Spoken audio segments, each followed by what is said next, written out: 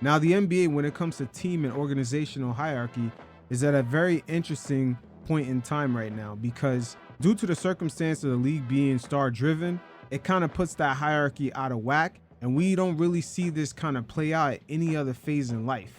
Because in any society, when it comes to even government, school, corporations, your job, there is a hierarchy that's pretty much understood, and it usually keeps things running smoothly.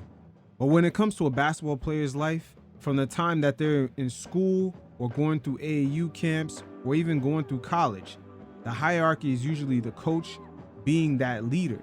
But as soon as they get into the NBA, all of a sudden there's a switch that happens, where all of a sudden, not only star players could put coaches in compromising positions, but even ownership, because a lot of the revenue is driven through the star player.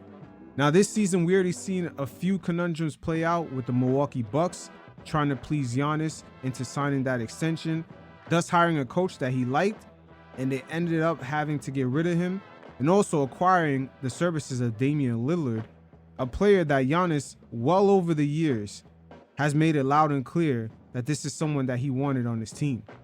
Now, as the Bucks right now go through a course correction and obtain the services of Doc Rivers, he made some initial comments about the difficulties of managing this team right before the All-Star break.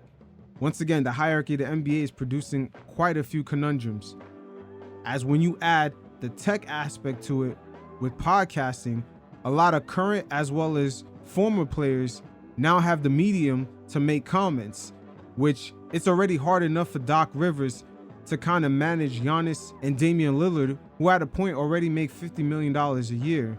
So just getting them to buy in from that power dynamic is already hard enough. But when you add on top of that the criticism that comes from other mediums, like the way JJ Redick went on his rant about Doc Rivers, it doesn't help him to get guys to buy in. But first, let's check out some of the comments Doc Rivers had about joining the Bucks mid-season. Taking a job when you're about to go on the toughest road trip of the season is not the smartest decision. I even told them that, can we wait till All-Star break? You know, it would have been a lot nicer. So that, in that way, it's been harder. I mean, the fact, I've been in Milwaukee 4 days. You know, I've had the job for 3 weeks. So it's been difficult. It's been probably more difficult than I thought. Now keep in mind, Doc Rivers has been consulting for the Bucks since December. So him joining the Bucks mid-season, the plan was pretty much already in. So I don't understand why all of a sudden it's a shock to him that he's taking over this team mid-season. But it is a difficult job. And once again, the hierarchy also comes into play because we truly don't know how Giannis feels about it. And now we're going to add on to the fact that former players who used to play for Doc are starting to call him out on it. Check out what JJ Redick had to say. Conference. Side note real quick, no one's going to react to Doc's audio there. We've been here 7 minutes since we showed that audio. Nobody's going to react to Doc's audio? Do you want me to get it repeated for you? You don't have to repeat it. We don't have to repeat it. I can repeat I've seen the trend now. I've seen the trend for years. What's the trend? The trend is always making excuses. Doc, we get it. Taking over a team in the middle of the season is hard.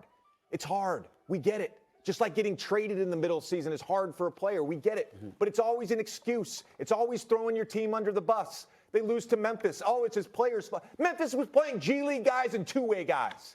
And then you look at his quotes over the weekend. Now he wants to take credit for the James Harden trade to the Clippers working out. He wants credit for that. There's never accountability with that guy. Well, there's never accountability. Well, let me say. Yo, JJ Redick letting him know. But once again, Doc Rivers does have a tall task ahead of him. But comments like this is not helping at all. But the hierarchy in the league is definitely in question. And the way the league is structured business-wise, everything has to go through Giannis.